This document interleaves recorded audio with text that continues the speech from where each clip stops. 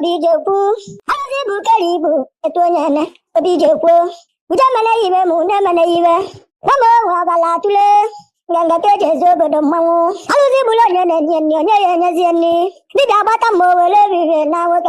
Obijeku, Edujagota, Happy Belden welcome, more life, more prosperity in the world, more money I come to welcome, Edujagota. Ujamana Ibe, Munamana Ibe, Umana South Achulakia, Iazu Ibudu, Ibude Nazugo, Matati Nasauche, Pigabo Monte Kangwaiba, will even Changway, Gabonte, Benzi Konegi,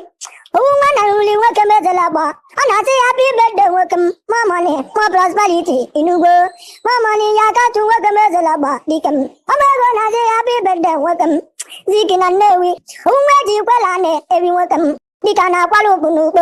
Ozili gajini bebini, Nabia, Anati happy birthday welcome, Sajazie,